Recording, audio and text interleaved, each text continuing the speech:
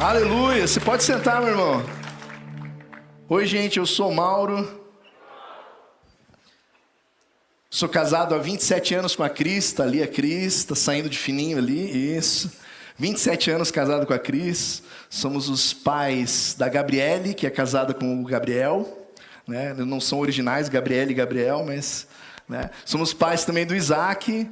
E somos avós da linda Sophie, de 1 ano e meio, e tem mais um netinho chegando que está no forno aí, está no preparo, que é o Mateu.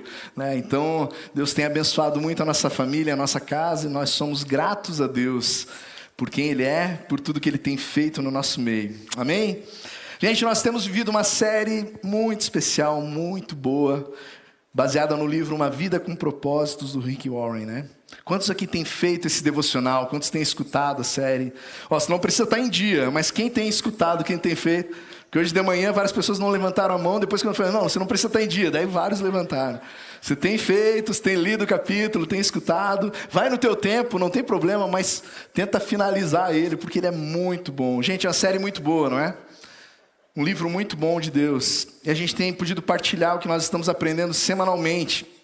Tanto aqui nas nossas celebrações, mas também nas nossas células, nas nossas reuniões de oração. E é lindo ver o que Deus tem nos ensinado, o que temos aprendido de Deus nesse tempo.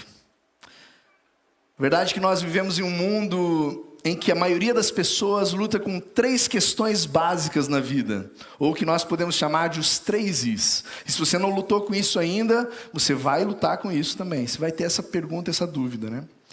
E essas 3 questões que as pessoas lutam é, primeiro, I de identidade. Quem sou eu? O segundo I é a importância. Eu tenho algum valor? E o terceiro I é o impacto. Qual é o meu lugar na vida? Qual é o meu propósito nessa vida?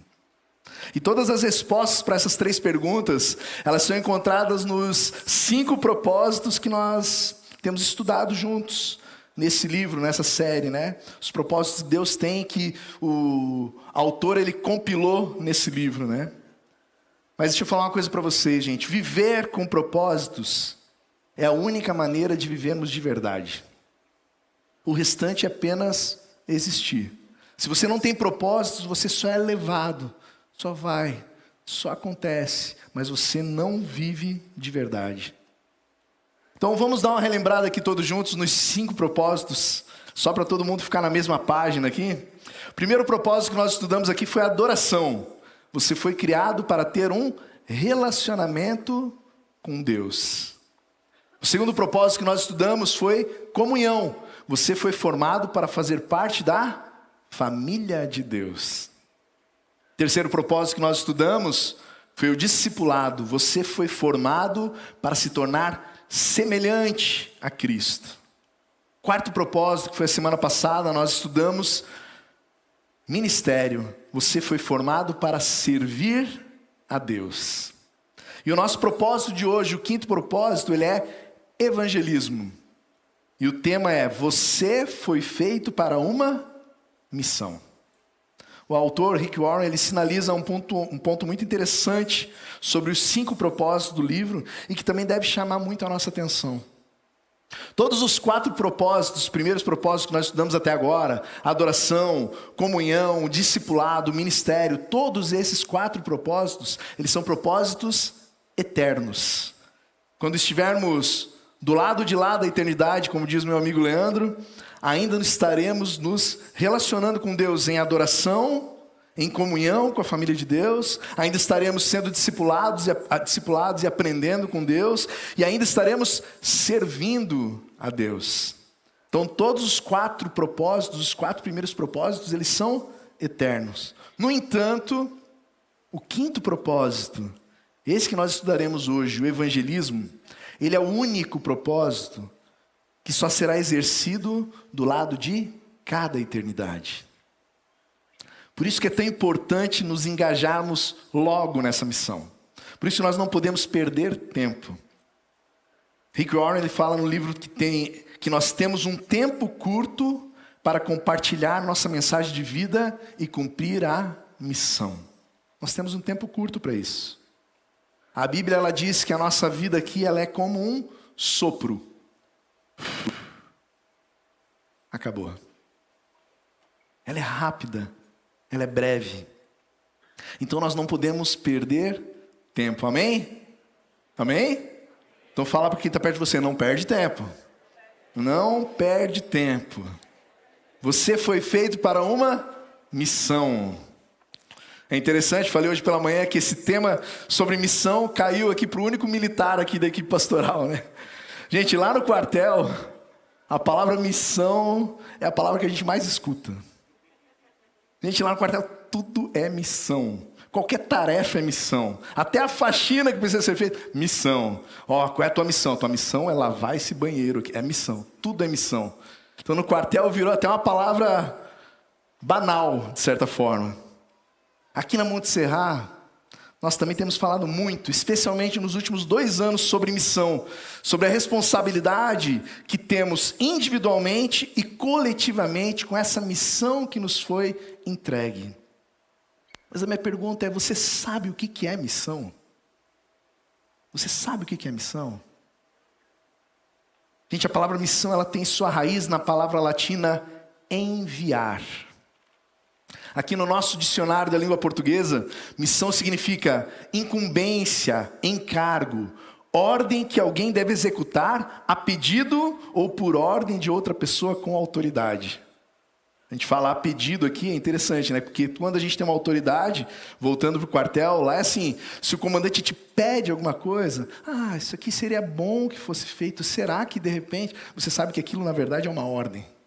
E você obedece, você cumpre. Então, missão é uma ordem que alguém deve executar a pedido ou por ordem de outra pessoa com autoridade.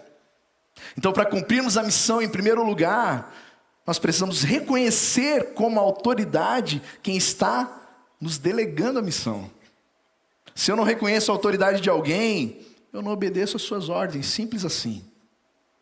Então, só cumpre a missão quem reconhece e quem aceita a autoridade que o está comissionando. A igreja de Cristo, ela tem uma autoridade, o nome já diz, a igreja de Cristo. Ela tem essa autoridade que nos delega a missão, né?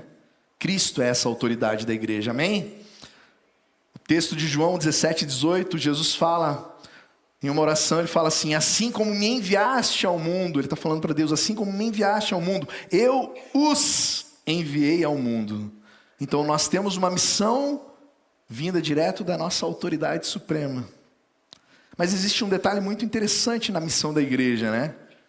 Por mais que a missão ela seja uma ordem clara dada a toda a igreja, a adesão para ser igreja é voluntária. Já pensou nisso? Para você ser igreja, você precisa se render a essa autoridade que comanda, que dirige, que é o cabeça da igreja. Você não é forçado a se alistar na igreja. Você tem que desejar esse Deus, esse Cristo, e daí se unir à igreja ao corpo. Então você precisa se render a essa autoridade, a esse comandante, cumprindo assim as ordens, né? Mas tem um adendo aqui, né? Existe um elemento essencial que norteia também essa rendição. E esse elemento é o amor. A rendição ela não acontece compulsoriamente. A rendição ela é uma resposta em amor de alguém que foi amado primeiro. E quem foi amado primeiro, quem se rendeu a Cristo, quem entregou a sua vida a Ele, quem verdadeiramente se integrou ao corpo de Cristo, que é a sua igreja aqui, e se tornou o seu discípulo, sabe que está comissionado. Sabe que tem uma missão, uma ordem clara, dada diretamente pelo nosso comandante, Jesus. Uma ordem que nós precisamos responder em amor. Amém? No texto de Mateus 28, de 18 a 20, você pode abrir a sua Bíblia, mas vai ser projetado aqui na tela também. Foi um dos últimos momentos de Jesus aqui na terra, antes de ele subir ao céu. Ele deu uma ordem direta aos seus discípulos. Vamos ler todos juntos?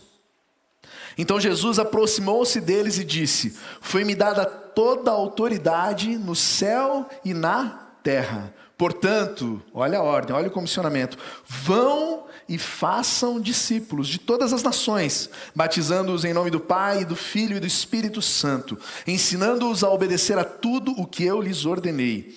E eu estarei sempre com vocês até o fim dos tempos. Mateus 28, 18 a 20. Logo na sequência desse ato aqui, primeiro capítulo de Atos, versículo 8, Jesus disse: mas receberão poder quando o Espírito Santo descer sobre vocês e serão minhas...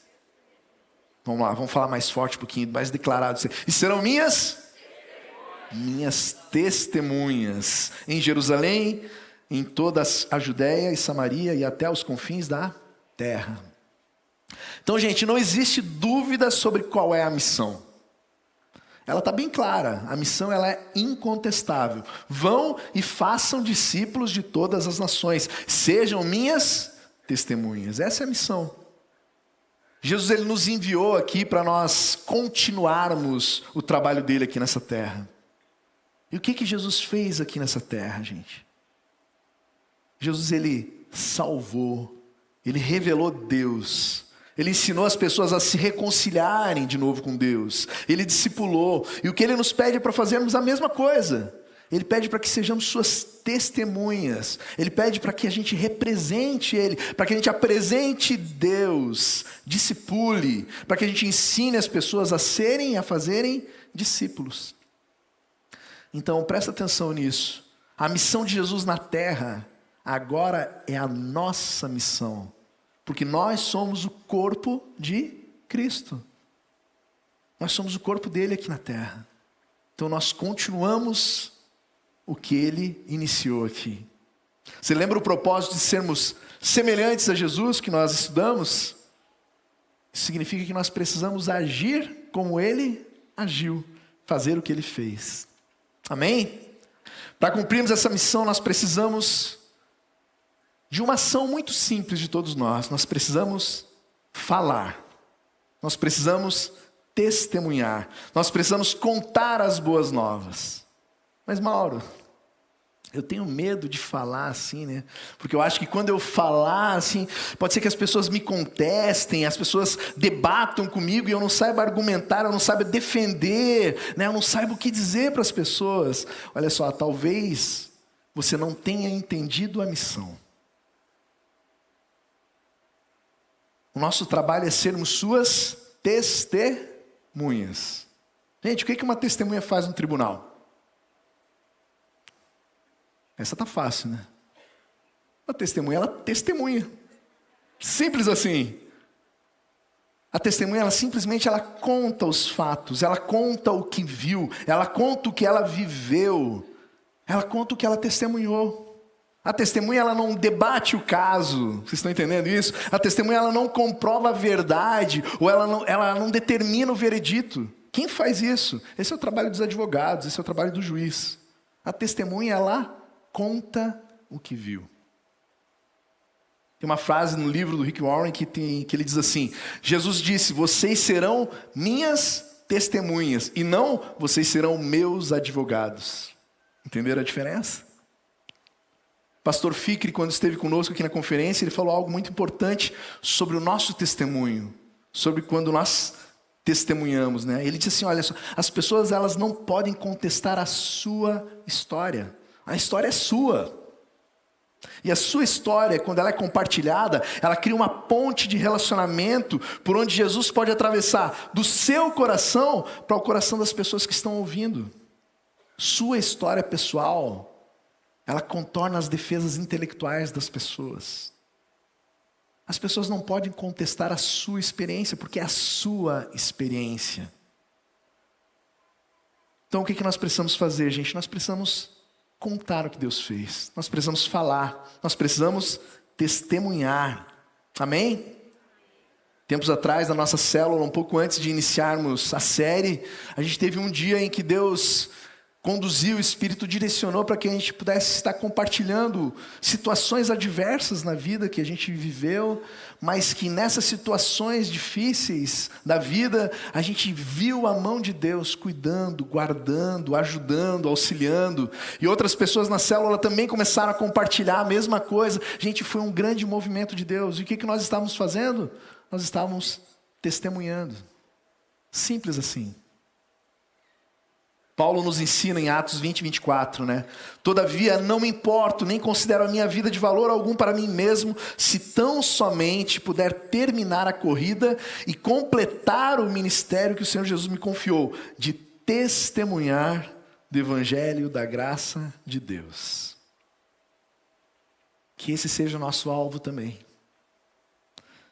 Tem outra frase do Rick Warren que ele fala assim: se você quer ser usado por Deus, você deve se importar com o que mais importa para Ele. E o que mais importa para o Senhor é a redenção das pessoas que Ele criou. Ele quer que seus filhos perdidos sejam encontrados. Nada interessa mais a Deus. E a cruz prova isso. Então nós precisamos testemunhar. Nós precisamos falar. Então, meu irmão, abre a boca e fale o que Deus está fazendo em sua vida. E deixe que o Espírito Santo, Ele continue o processo no coração das pessoas. A partir do movimento do Espírito, as oportunidades daí para o discipulado, elas vão surgir. E o discipulado, sim, esse é o momento em que nós vamos aprofundar, em que nós vamos ensinar as pessoas a terem um relacionamento com Deus, cumprindo o propósito deles de glorificar a Deus. Mas primeiro, testemunhe. Abra a sua boca. Amém? Amém?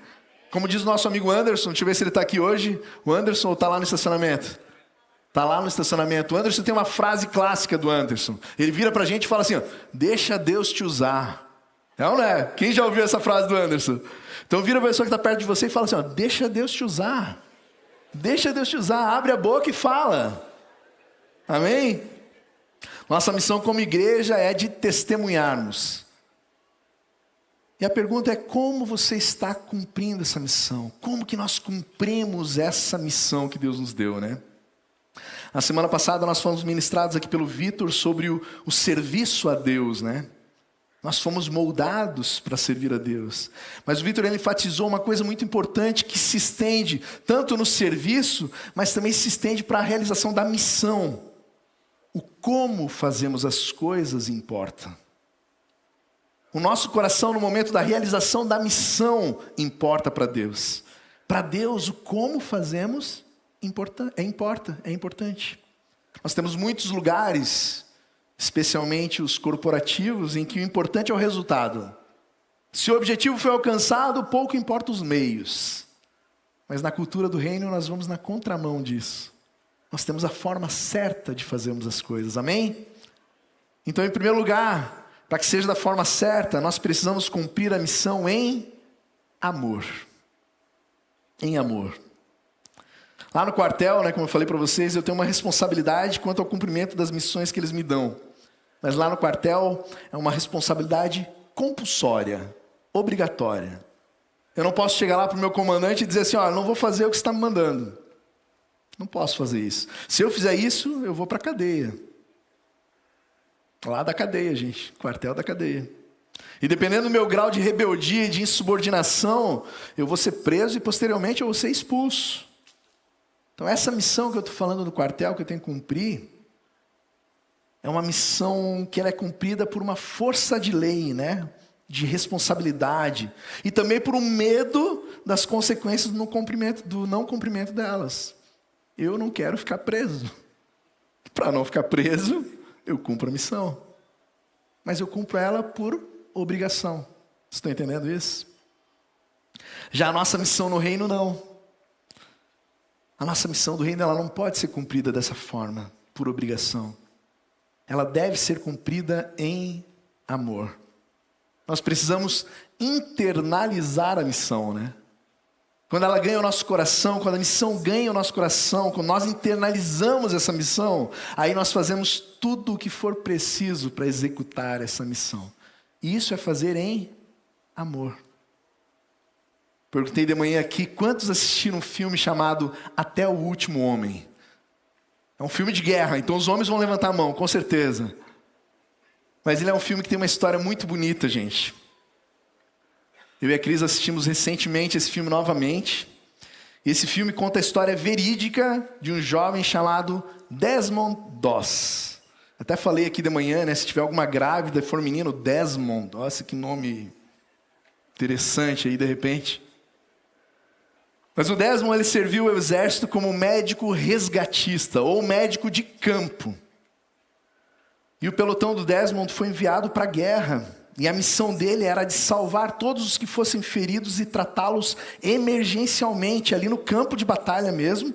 E depois que tratou emergencialmente, levar eles até o acampamento, até as tendas médicas, onde lá iam ter os cirurgiões, que iam ter um tratamento mais adequado.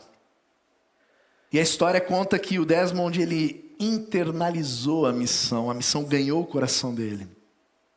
E a história conta que os soldados, eles precisavam subir um paredão natural para chegar até em cima num cume e conquistar o território que estava acima daquele cume. Só que os inimigos, eles estavam lá em cima, eles estavam muito bem preparados. E lá em cima eles tinham túneis onde se escondiam e eles conseguiam retalhar qualquer ataque, devastando todo mundo que tentasse sobrepujar aquele território deles. E o pelotão do Desmond, ele subiu, invadiu aquele território lá em cima, mas foi retalhado. E eles fugiram correndo, e os soldados, os que foram feridos, foram caindo no caminho, e os outros soldados foram indo e desceram o cume e voltaram lá pro acampamento deles. Só que a história conta que o Desmond, ele ficou lá em cima. Ele não desceu, ele não correu. E lá ele entrou em ação, e ele começou a fazer o quê? Ele começou a resgatar todos os soldados que haviam sido feridos e tinham ficado para trás. A história conta que ele foi resgatando um por vez, né? Em meio aos tiros inimigos, em meio aos soldados inimigos, em meio àquela gritaria, explosão, granada, bomba. E a história conta que ele foi resgatando um por vez no meio desse território, dessa loucura. E ele ia lá, pegava um, tratava emergencialmente, puxava o cara, carregava até a ponta do cume, chegava lá, ele amarrava esse cara na corda e descia um por vez, cume abaixo. Gente, era alto o cume. Eu não sei se você consegue imaginar a força que ele estava fazendo para realizar essa missão, para descer cada soldado em meio aos tiros. A história conta que assim que ele desceu um, ele voltava para o território inimigo e, como ele era cristão, ele orava: Deus, me ajuda a salvar só mais um homem. E eu queria que você guardasse essa frase. Deus, me ajuda a salvar só mais um homem. Em uma noite, sozinho, gente, ele resgatou 75 soldados feridos. Pelo amor demonstrado a Deus e a missão, a fé dele se tornou um testemunho tão forte no pelotão, no exército, que os pelotões não subiam mais o cume antes que ele orasse por todos eles. A história dele, a fé dele, o engajamento dele virou um testemunho para todos que estavam ali. Esse é um grande exemplo de quem cumpriu a missão em amor, quem internalizou a missão. No contexto espiritual, a força da palavra missão, ela continua a mesma que eu falei do nosso dicionário. Nós precisamos obedecer a uma ordem dada por uma autoridade. Só que a grande diferença é a forma com a qual eu cumpro essa missão. Eu não obedeço por medo de uma consequência. Eu obedeço por amor. Eu respondo em amor a um amor que me alcançou primeiro. Então, como eu fui alcançado, eu desejo que outras pessoas sejam alcançadas. Como eu fui salvo, eu desejo que outras pessoas sejam salvas. Como eu fui curado, eu desejo que outras pessoas sejam curadas. Como eu fui restaurado, eu desejo que outras pessoas sejam restauradas. Isso é internalizar a missão. Isso é realizar a missão em amor. Gente, e em amor a missão ela fica mais leve. Quando nós amamos, a missão ela não pesa. Por mais que a gente tenha desgaste físico, por mais que seja pesado descer um por vez, extenua o corpo, mas a gente sai com o coração leve. porque ela é feita em amor. João 14, 21 diz: quem tem os meus mandamentos e lhes obedece, esse é o que me ama. E aquele que me ama será amado por meu Pai, e eu também o amarei e me revelarei a ele. Você entende que obedecer aos mandamentos, cumprir as tarefas, realizar a missão, é um resultado, é uma decorrência do amor? Você entende isso? Quem ama tem os mandamentos e os obedece. Não é ao contrário, eu vou obedecer e cumprir para encontrar o amor. Não, o amor vem primeiro. Quando nós amamos, nós buscamos agradar. Quando nós amamos, nós obedecemos. Quando nós amamos, nós temos prazer em cumprir a vontade. Amém? Então a forma como nós cumprimos a missão importa. E aí vem uma pergunta para todos nós: como nós estamos cumprindo a missão? Você está cumprindo a missão por amor ou por obrigação? Que Deus nos ajude a cumprir essa missão em amor. Amém? Amém? Glória a Deus. Então nossa missão pode e deve ser cumprida em amor, e ela pode e deve ser cumprida de duas formas a mais aqui: individualmente e coletivamente. Amém? A gente vai começar falando individualmente, né? Uma das coisas mais incríveis do nosso Deus é ver como Ele nos criou, como Ele é criativo, né? E como Ele nos criou de uma maneira única, como Ele nos formou com um propósito muito bem definido, né? Como foi dito no livro, você não é um acidente.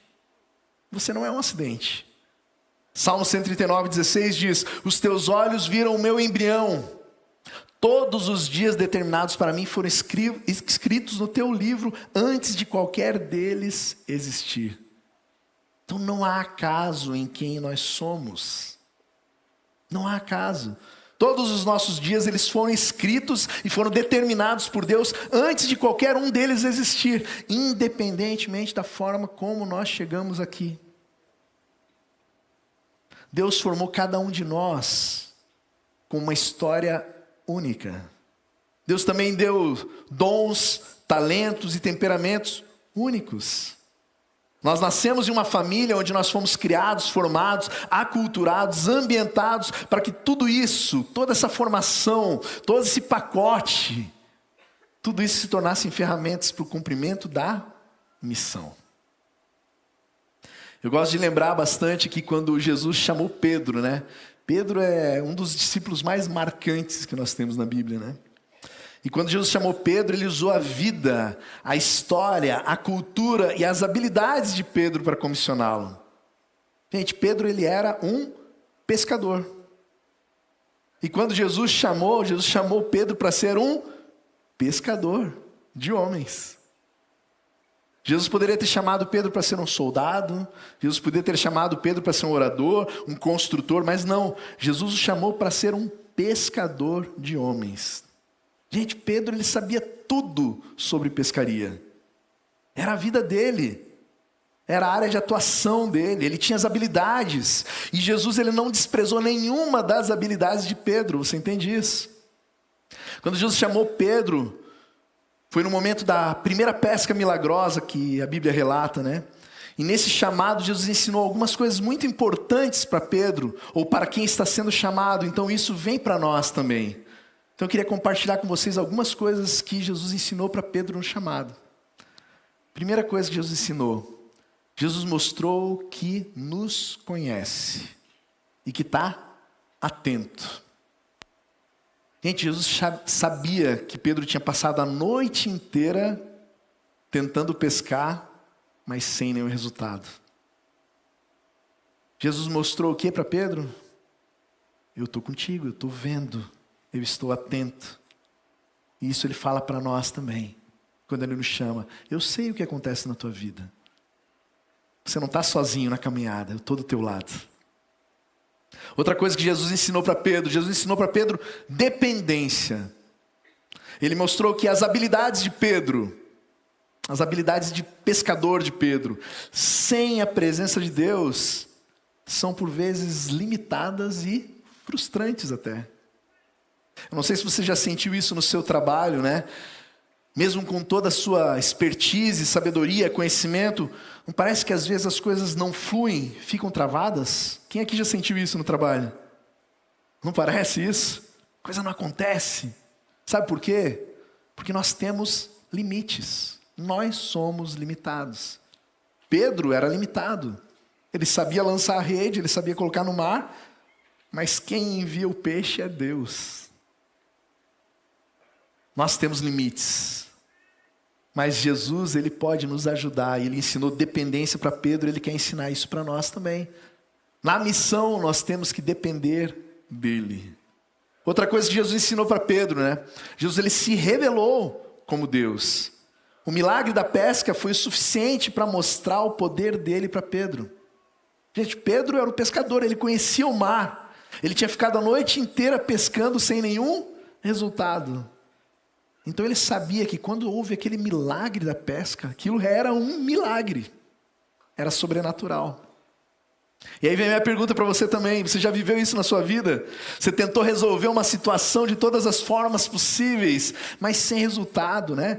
Tentou, fez isso, fez aquilo e nada aconteceu. Mas, eu vou usar a fala do nosso amigo Raul, né? Você pode repetir comigo? Mas, quando Jesus se revelou, o milagre aconteceu. O sobrenatural aconteceu, o impossível aconteceu. É isso que Jesus fez com Pedro quando Jesus o chamou.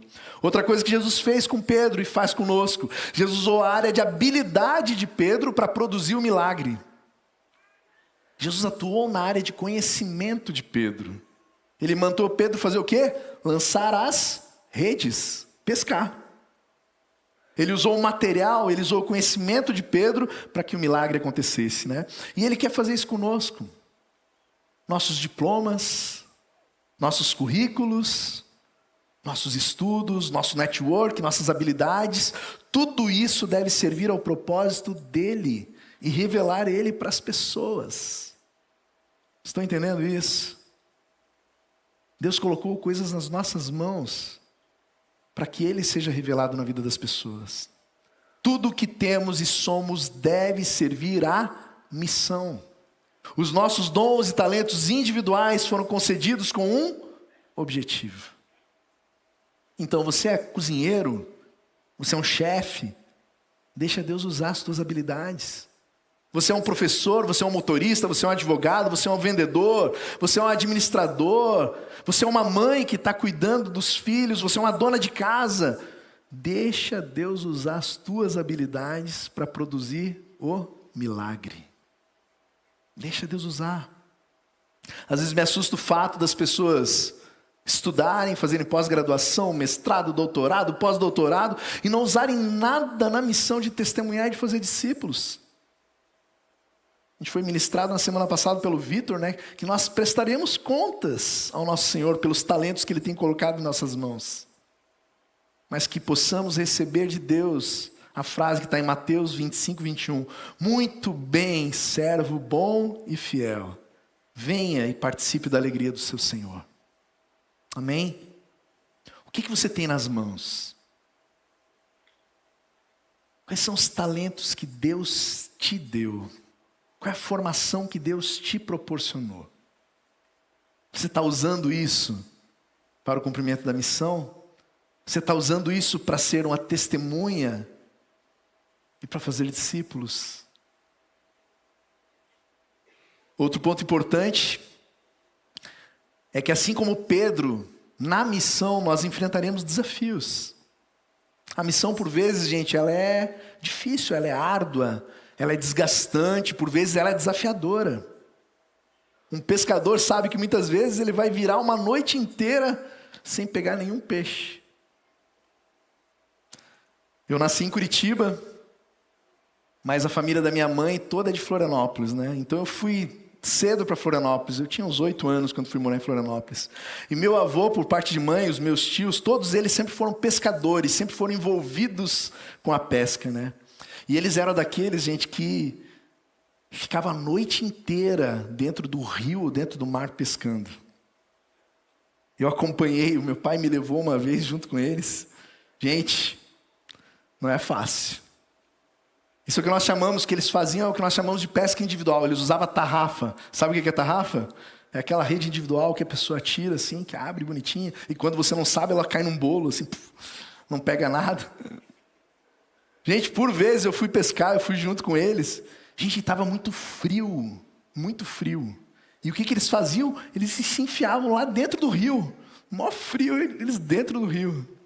Por vezes estava chovendo, o tempo estava ruim. Outras vezes eles estavam pescando no mar, e o mar estava agitado, com ondas batendo, deslocando, e eles estavam ali pescando. São os desafios que nós enfrentamos na pesca. São os desafios que nós enfrentamos na missão. Na pesca individual, a sua paciência, a sua resiliência, a sua estratégia e a sua percepção, elas são testadas ali, né? Se você não encontrar o lugar certo para pescar, se você não perceber o movimento dos peixes, se você não tiver paciência, a sua pescaria ela vai ser um fracasso. Mas também a pescaria individual, ela nos ajuda a sermos mais dependentes de Deus. Espiritualmente falando, gente, o peixe é aquele nosso colega de trabalho, é aquele nosso vizinho, é aquele nosso parente, é aquele nosso amigo que está nadando sem rumo, sem propósito. E provavelmente a maior oportunidade que ele tem de conhecer a Deus é através de você. E você não pode esperar pelos outros para que isso aconteça. Esse é um trabalho individual, esse é o teu trabalho.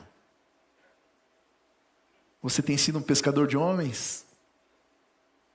Você tem cumprido a tua missão individualmente? Como nós falamos aqui no início, o nosso chamado ele tem que ser feito em amor. Ele pode e deve ser feito individualmente, mas ele também pode e deve ser feito coletivamente. Amém? Amém? Então vira para quem está perto de você e fala assim, tamo junto.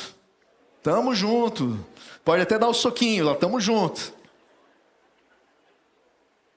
Coletivamente, a missão ela pode e deve ser feita também coletivamente, né?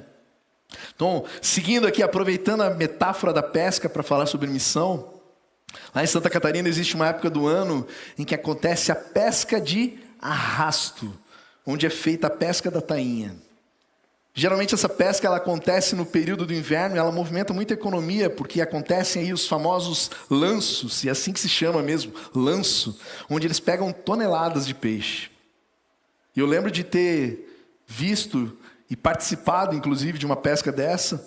E lembro do meu avô, ele tá comigo e está explicando que essa pesca ela é impossível de ser realizada individualmente. A pesca de arrasto, ela exige uma equipe, e uma grande equipe, que se prepara para essa pesca. Nessa equipe, nós temos alguns participantes que eu queria trazer aqui para vocês, né? Uma das figuras mais importantes que nós temos nessa pesca de arrasto é o olheiro. O olheiro é a pessoa que fica sempre posicionada estrategicamente em um lugar alto, geralmente um costão. E ele fica nesse lugar onde ele consegue observar toda a área do mar e todos os movimentos do mar. E o olheiro ele tem uma habilidade incrível e um conhecimento apurado sobre o mar, né? E ele consegue perceber, olhando para o mar, o cardume. Né? Através da mudança da coloração do mar, ele consegue perceber o cardume. Você pode achar que isso é fácil, gente, mas não é fácil.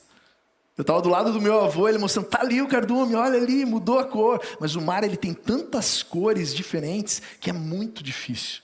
Então a pessoa precisa ter uma habilidade para isso, e o olheiro tem essa habilidade. Ele consegue perceber o cardume, e o que ele faz? Quando ele vê o cardume, ele dá sinais para os outros barcos, e os barcos vão e fazem o cerco ao cardume. A posição, a indicação, a direção dada pelo olheiro faz com que os outros integrantes do barco, da equipe, façam o cerco no local certo e façam a distribuição da rede para que o cardume não fuja. Hoje em dia, claro, nós temos a tecnologia de rádios, celulares, que facilitou a comunicação, mas ainda assim é o olheiro que dá o sinal e diz, ó, é por aqui, vai por aqui. Trazendo para o nosso contexto, os olheiros, eles são aqueles dentre nós que têm a responsabilidade da visão e que conseguem apontar a direção na qual nós podemos lançar as redes. Mas nessa equipe nós não temos só o olheiro, né? Nós temos também o timoneiro. Quem é o timoneiro? O timoneiro é o cara que recebe os sinais, que recebe a informação do olheiro, onde está a posição do cardume, e ele conduz o barco. O timoneiro, ele conduz o barco. E como são 3 barcos nessa pesca, são 3 timoneiros. E eles vão conduzindo o barco para fazer o cerco, né? O timoneiro ele também precisa ter muito conhecimento sobre o mar, sobre as correntes, sobre os ventos, sobre as ondas e sobre a estrutura do seu barco. Se o timoneiro ele não guiar o barco na direção certa, o cardume foge, escapa. Nessa analogia, eu quero que vocês entendam que o mar é o mundo. O barco é a igreja, somos todos nós. O timoneiro ou os timoneiros são aqueles que Deus tem dado sabedoria para guiar a equipe. São os líderes que Deus tem levantado no nosso meio e dado discernimento sobre as correntes, sobre os movimentos do mar e as estratégias para o cerco. Então nós temos o olheiro, nós temos o timoneiro, mas além desses 2, nós temos mais 3 barcos que atuam nessa pesca. Eu falei que a equipe é grande, né? A pesca coletiva tem uma equipe grande. Então tem o barco 1, que é o barco central, que é o barco dos lançadores de rede. Os lançadores de rede são aqueles que estão no barco central e quando eles chegam no ponto certo, por trás do cardume, guiados pelo olheiro e pelo timoneiro, o que eles fazem? Dentro do barco central está toda a rede. E a rede está amarrada em cordas grandes. Então eles pegam a ponta de uma corda e integram para o outro barco que está ali. Pegam a outra ponta da corda e entregam para o outro barco que está ali. E esses barcos vão se afastando, puxando a corda. E então esse pessoal do barco central começa a distribuir a rede por trás, em linha reta.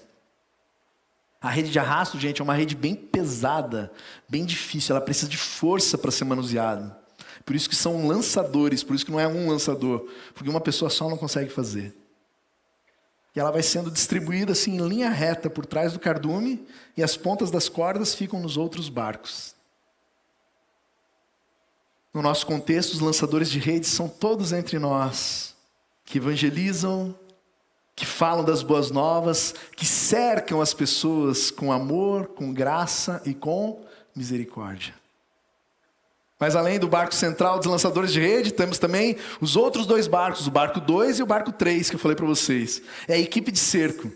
Nesses barcos vai a equipe que carrega a ponta da corda que está conectada à rede. E eles vão até a praia. E quando eles chegam na praia, eles começam então a puxar a rede. Puxa a corda até chegar à rede. Os integrantes do barco, eles são aqueles que ajudam a guiar as pessoas em direção à praia. Como eu falei para vocês, o mar é o mundo. A praia é o local seguro para colocarmos os nossos pés. É o nosso porto seguro. A praia é o nosso Deus. E além dessa equipe toda, ainda temos uma parte que é a equipe de solo. São as outras pessoas que já estão na praia e que se juntam aos pescadores puxando a corda e trazendo a rede de arrasto para a praia. Então eu entendo que esses são todas as pessoas que ajudam no processo de discipulado e de consolidação das pessoas no reino de Deus. Quem é você nessa missão coletiva? Quem é você? Você é o olheiro? Você é o timoneiro? Você é o lançador de redes? Você é a equipe de cerco? Ou você é a equipe de apoio que está na praia puxando? Todas as posições são extremamente importantes, não tem uma posição melhor que a outra. Todas elas ajudam no cumprimento da missão. É interessante que juntos, nós temos uma força muito grande para puxarmos a rede e realizarmos a missão. Gente, que privilégio formidável sermos escolhidos e chamados por Deus para a continuação da missão dele aqui na terra. Isso é uma honra, é um privilégio que Ele nos dá. Tem uma frase do livro do Rick Warren que ele fala: contar aos outros como obter a vida eterna é a melhor coisa que podemos fazer por eles. Eu vou repetir a frase. Contar aos outros como obter a vida eterna é a melhor coisa que podemos fazer por eles. O valor dessa missão é um valor eterno. E ele traz significado para as nossas vidas, ele traz propósito para cada um de nós. Eu queria lembrar vocês da frase lá do início, do Desmond Doss, daquele soldado, aquela história que eu contei. Que a nossa oração, cada dia, cada vida salva através do cumprimento da missão, seja igual a dele lá no campo de batalha. Deus, me ajuda a salvar só mais um homem. E quando a gente traz essa pessoa para o nosso contexto, traz essa pessoa para Deus, a gente ora de novo: Deus, me ajuda a salvar só mais uma pessoa. Deus, me ajuda a salvar só mais uma pessoa. Que possamos fazer essa oração dia após dia, no cumprimento da nossa missão. Amém? Que possamos chegar diante do nosso Senhor com a alegria de quem usou a vida, os dons, os talentos, os diplomas, os recursos, para que vidas fossem alcançadas. E que Ele possa olhar para a gente e dizer: muito bem, servo bom e fiel. Venha, venha, participe da alegria do seu Senhor. Queria te convidar a ficar em pé.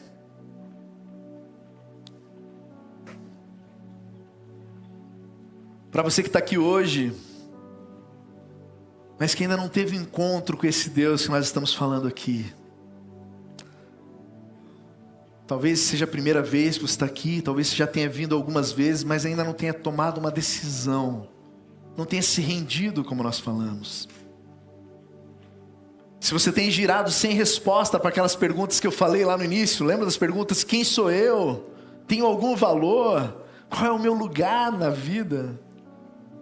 A resposta para a sua vida e a resposta para essas perguntas está em Deus. Então não perca mais tempo. Não perde mais tempo.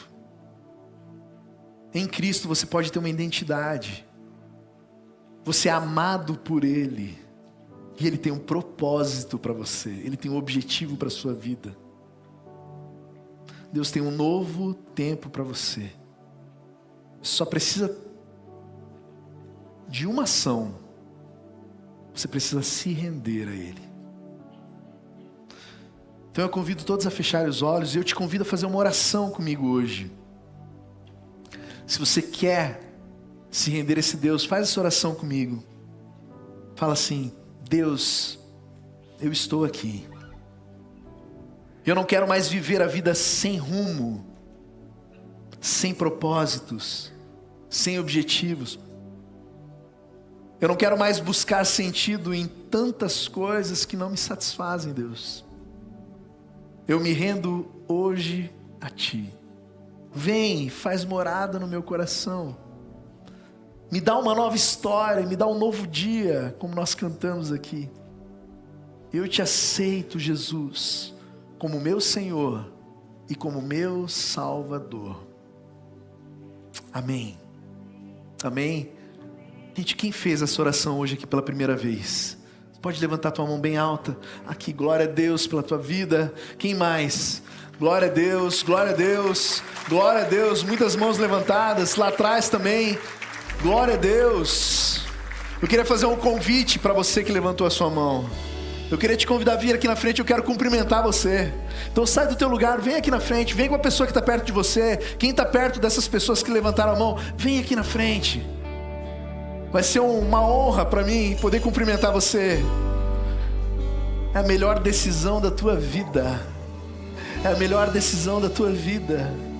Essa é a melhor decisão da tua vida. É a melhor decisão da tua vida.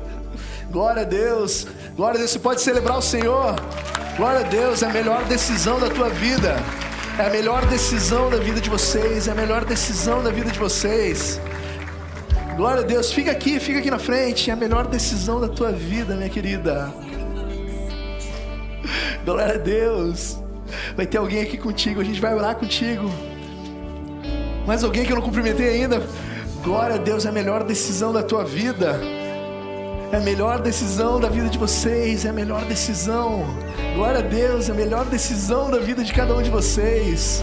Aleluia. Igreja, estende a mão aqui para eles. Vamos estar orando pela vida de cada um. Deus, muito obrigado, Deus. Muito obrigado, Senhor, porque essas pessoas se renderam a Ti hoje aqui, Senhor. Renderam os corações deles a Ti, Senhor.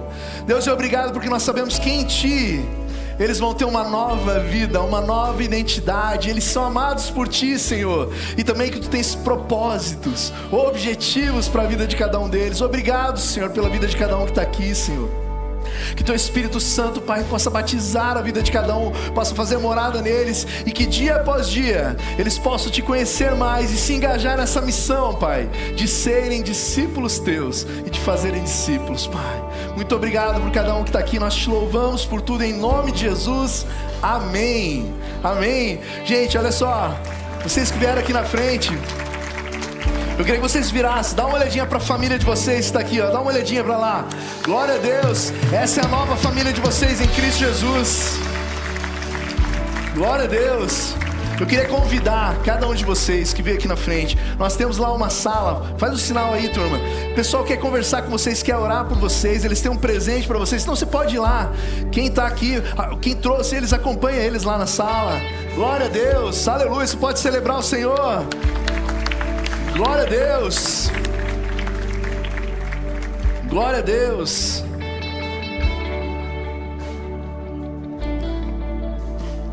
Agora eu queria falar um pouquinho com você. Você que já caminha com Deus há um tempo. Talvez você tenha feito muitas coisas para Deus, mas talvez você tenha feito muitas coisas sempre por obrigação, ou sempre por temor, ou por cultura, mas talvez não em amor.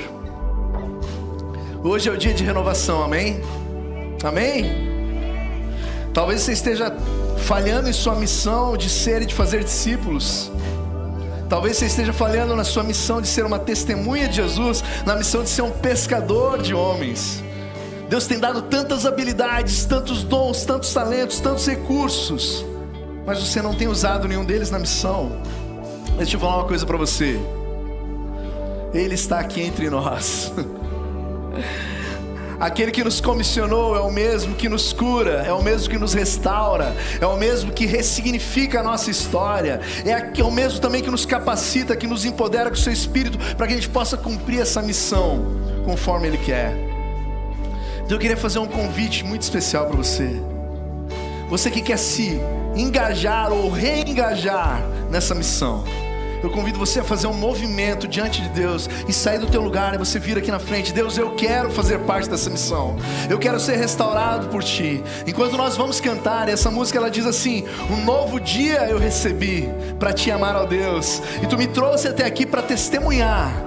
Essa música ela é profética para o que nós estamos falando. Ela faz todo sentido dentro do que nós estamos vivendo. Então enquanto nós cantamos isso, sai do teu lugar, vem aqui na frente e nós vamos estar orando juntos, amém? Vamos louvar o Senhor. Novo dia recebi para Te amar, ó Deus. Aleluia. Para testemunhar. Nós temos uma missão.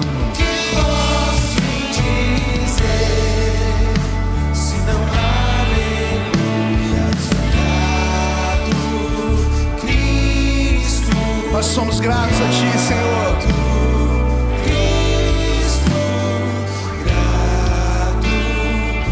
Que nós recebemos um novo dia em Ti, uma nova história em Ti, Senhor. Aleluia. Aleluia.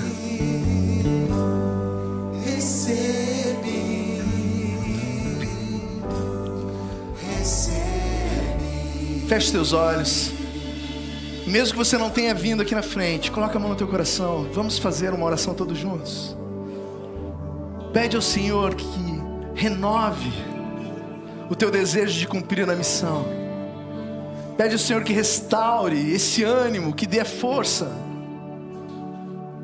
Tem esse tempo você e Deus. Tem esse tempo você e Deus. Deus, mexe comigo. Me tira da zona de conforto, Senhor. O nosso tempo aqui é um tempo curto, é um tempo limitado para que a gente possa cumprir essa missão. E nós não queremos mais perder tempo. Senhor, fala conosco, Pai. Eis as nossas vidas diante de Ti, Senhor. Deus, movimenta a nossa vida, Senhor. Que possamos nos render completamente a Ti, Senhor. E que possamos falar aquela oração que o Desmond Doss falou, Senhor. Deus, me ajuda a salvar mais uma pessoa. Deus, me ajuda a salvar mais um homem, mais uma mulher. Deus, me ajuda a salvar. Usa a minha vida, usa os meus talentos, usa os meus dons, usa as minhas habilidades, usa os meus recursos, usa tudo que eu tenho e tudo que eu sou, para que as pessoas possam ser alcançadas por Ti, Senhor, para que as boas novas cheguem, Pai. Nos ajuda, Senhor, que possamos testemunhar, que possamos abrir a nossa boca, Senhor, que possamos ter atitudes, Pai. Que as pessoas possam ouvir a nossa história, porque nós temos vivido tantas coisas contigo, Senhor. Tantas coisas contigo, Senhor. Reacende, Pai, nos nossos corações isso, Pai. Reacende nos nossos corações, Pai. Usa-nos, Pai. Abençoa cada um que está aqui, Senhor, na frente, os que estão aqui ajoelhados, os que estão nos seus lugares, estão com a mão no seu coração. Deus, trabalhe em nós, Pai. Eis-nos aqui, Senhor, eis-nos aqui. Nós nos comprometemos com a missão, Pai. Nós nos comprometemos contigo, Tu que és a nossa autoridade suprema, Senhor.